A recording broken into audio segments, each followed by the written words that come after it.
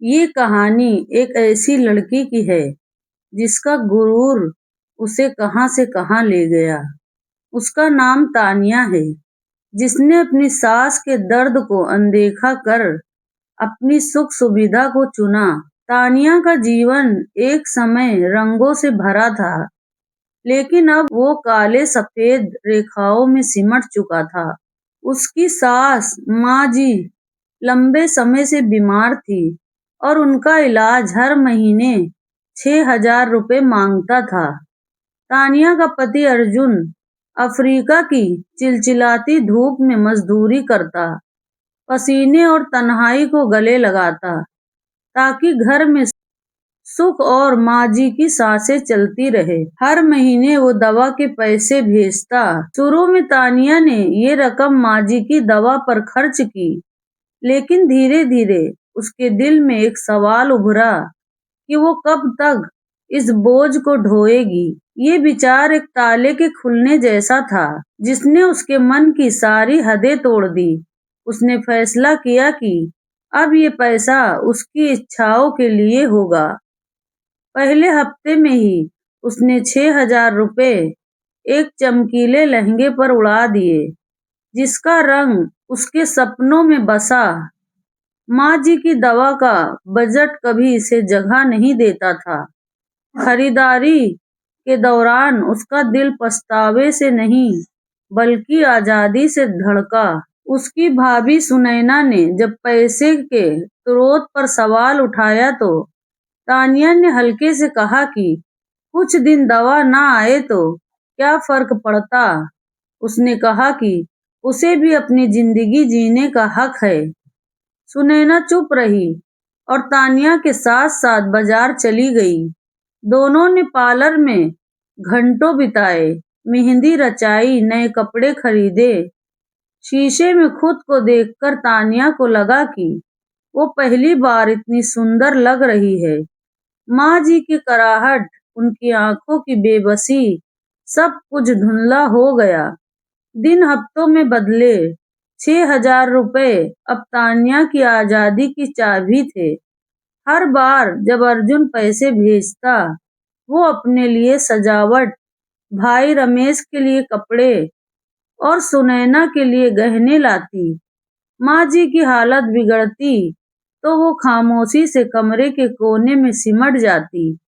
एक बार उन्होंने तानिया से दवा की गुहार लगाई, लेकिन तानिया ने उनकी आवाज को अनसुना कर दिया। सुनैना ने टोका तो तानिया ने कंधे उचकाकर कहा कि माँ जी का दर्द कम हो जाएगा, लेकिन उसका क्या, वो कब जिएगी। माँ जी की कराहट अब उसे बोझ लगती।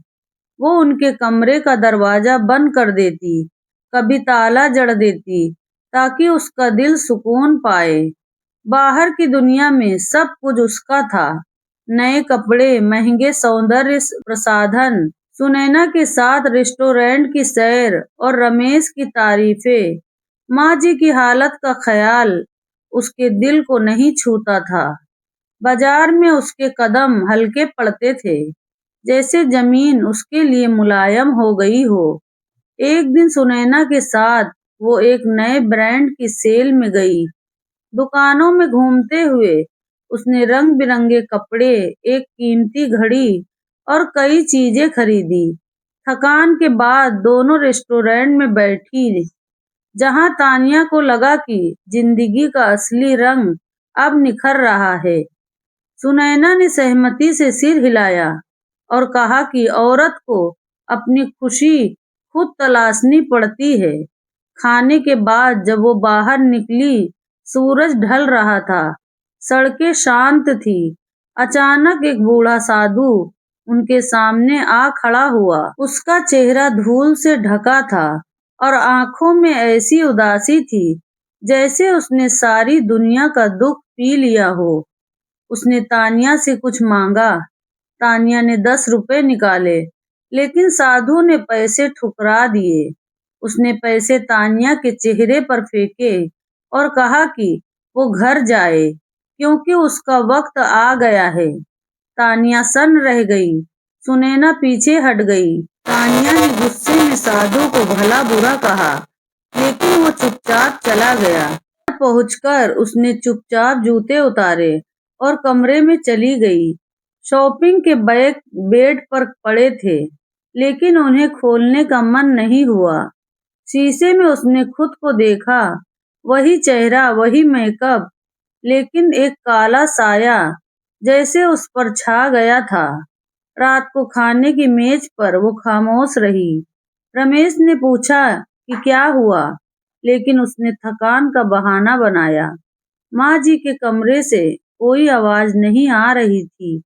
सुनैना ने कहा कि दिन भर उनकी कोई आवाज नहीं सुनाई दी।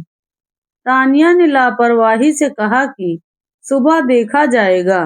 रात को नींद देर से आई। सपने में वो साधु बार बार दिखा, वही बात दोहराता कि घर जा, तेरा वक्त आ गया है। सुबह वो पसीने में डूबी हुई उठी। कुछ दिन सामान्य बीते, लेकिन उसके दिल में एक बेचैनी घर कर गई। बाजार जाते समय साधु का चेहरा आंखों में उभरता। उसने सुनैना से पूछा कि क्या वो साधु पहले कभी दिखा था।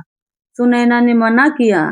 तानिया ने उसे ढूंढने की कोशिश की, गलियों में भटकी, लेकिन वो गायब था, जैसे धरती ने उसे निगल लिया हो। कुछ था जो उसके साथ चिपक गया था, एक साया, एक चेतावनी। एक दिन घर लौटते समय सन्नाटा गहरा था। सुनैना का स्वागत, माँ जी की कराहट, सब गायब था। उसने बैग सोफे पर रखा, जूते उतारे और पानी लेने रसोई की ओर बढ़ी। वहां रमेश खड़ा था, चेहरा उतरा हुआ, आंखें नम। उसने तानिया को माँ जी के कमरे में जाने को कहा। तानिया तेजी से बढ़ी। दरवाजा खोलते ही उसकी सांसें रुक गई। माँ जी पलंग पर बिना हिल-डुल के लेटी थी, चेहरा शांत, लेकिन आंखें हमेशा के लिए बंद। उनके पास अर्जुन बैठा था, सिर झुकाए, आंसुओं में डूबा। वो अफ्रीका से बिना बताए लौटा था। तानिया दहलीज पर ठिठक गई। अर्जुन ने सिर उठाया, उसकी नजरें टूटी हुई थी। उसने कहा कि माँ जी रात को बिना दवा के चली गई थी।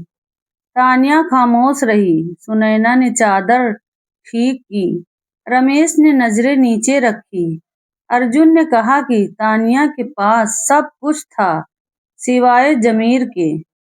उसने माँ जी की दवा की फाइल दिखाई, जिसमें हर महीने की तारीखें, पर्चे और पुरानी रसीदें थी। तानिया ने कुछ कहना चाहा, लेकिन जुबान लकवाग्रस्त थी। अर्जुन ने कहा कि अब कुछ कहने की जरूरत नहीं। उसने तानिया को घर से निकल जाने को कहा, क्योंकि वो उसकी माँ की हत्यारी थी। तानिया ने चुपचाप अलमारी से 2 जोड़े कपड़े निकाले, एक छोटा बैग बनाया और गहने छोड़ दिए। वो घर से निकल गई। अर्जुन ने दरवाजा बंद करने को कहा और उसकी शक्ल दोबारा न देखने की बात कही। सुनैना और रमेश खामोश रहे। बाहर की दुनिया तानिया के लिए पराई थी। सूरज ढल रहा था और उसके लिए रोशनी खत्म हो चुकी थी। पड़ोसियों की नजरें उसे घूर रही थी। वो बस स्टॉप पर बैठ गई। एक औरत ने पूछा कि क्या हुआ, लेकिन तानिया ने कुछ नहीं कहा। उसने मायके जाने का सोचा, लेकिन दिल में झिझक थी। फिर भी वो मायके की गली पहुंची, वो गली जहां कभी उसकी माँ उसे गले लगाती थी, अब अनजान लग रही थी। उसने दरवाजे पर दस्तक दी। भाभी ममता ने दरवाजा खोला।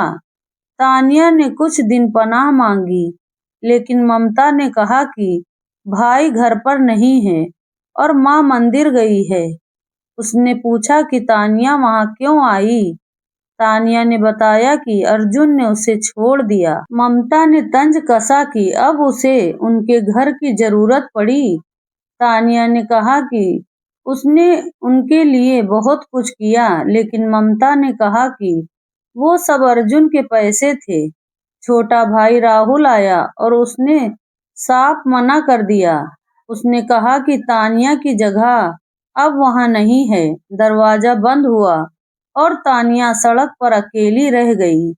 वो एक बेंच पर बैठ गई। ठंड दिल तक उतर रही थी। एक पुरानी सहेली मिली जिसने उसे मंदिर के पास एक आश्रय की सलाह दी।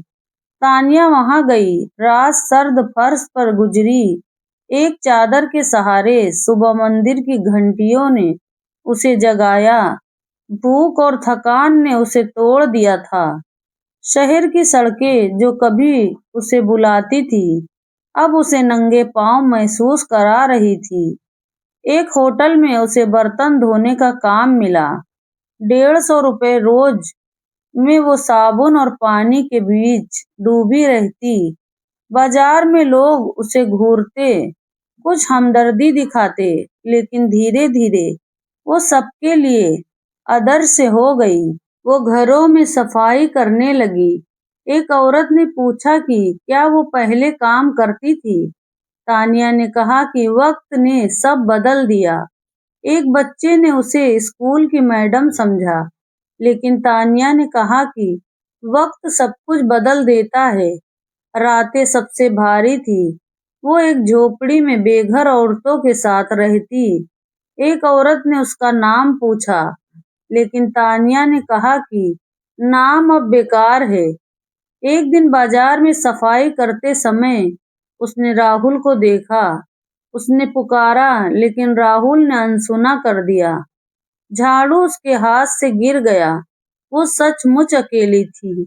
रिश्ते, उम्मीदें सब खत्म हो चुके थे। एक दिन एक चमकती गाड़ी उसके पास रुकी। शीशा नीचे हुआ और सामने अर्जुन था। तानिया की आंखें भर आई। उसने माफी मांगी। अर्जुन ने चुपचाप उसे घर चलने को कहा। एक फकीर ने कहा कि नसीब दरवाजा खोल रहा है। तानिया गाड़ी में बैठ गई। घर वही था, लेकिन अब वो मेहमान थी। अर्जुन ने खाना दिया और कहा कि उसे और सजा की जरूरत नहीं। तानिया ने जमीन पर बिस्तर बिछाया, लेकिन अर्जुन ने उसे बेड पर सोने को कहा। रात भर वो जागती रही, सोचती कि ये उसकी मुक्ति है या नई सजा। सुबह वो माँ जी के तस्वीर के सामने बैठी और माफी मांगी। अर्जुन ने कहा कि अब वक्त से बदलाव लाना होगा। तानिया ने सिर हिलाया। दिल में एक छोटा सा दिया जला। दिन बीतने लगे। घर में वही थी, लेकिन एक छाया की तरह। अर्जुन अब देर से लौटता और उनके बीच खामोशी थी। एक दिन अर्जुन ने बताया कि उसने दूसरी शादी कर ली है, क्योंकि वो पिता बनना चाहता था। तानिया ने कुछ नहीं कहा। उसकी दूसरी पत्नी प्रिया घर आ गई। उनका अलग कमरा, अलग बर्तन और अलग जिंदगी थी। जब प्रिया माँ बनने वाली थी, मोहल्ले की एक औरत ने तानिया को खबर दी। तानिया ने चाय का कप पकड़ा और चुप रही। प्रिया का बेटा आरव पैदा हुआ। तानिया उसे दूर से देखती। एक दिन आरव ने उसकी उंगली पकड़ी। तानिया ने उसे गोद में लिया, लेकिन उसे पता था कि ये रिश्ता उसका नहीं है। वो घर की देखभाल करती, लेकिन उसकी मौजूदगी किसी को महसूस नहीं होती। एक रात उसने माँ जी की तस्वीर से कहा कि उनके दर्द को नजरअंदाज करने वाली आज अपने दर्द में खामोश है।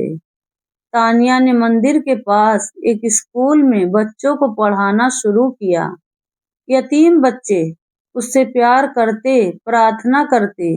एक बच्ची रिया हर दिन कहानी सुनने को की फरमाइश करती। तानिया का दिल हल्का होने लगा। एक दिन एक औरत ने कहा कि वो नेक लगती है। तानिया ने कहा कि वो अपनी राह सुधार रही है। अर्जुन अब और खामोश था। एक रात तानिया ने कहा कि अगर वो मर गई तो उसका अंतिम संस्कार कर देना। अर्जुन ने कहा कि वो बदल गई है। तानिया ने कहा कि वक्त इंसान को बदल देता है, वरना मिटा देता है। वक्त की रफ्तार धीमी थी, लेकिन तानिया का दिल अब हर कदम पर भारी हो रहा था।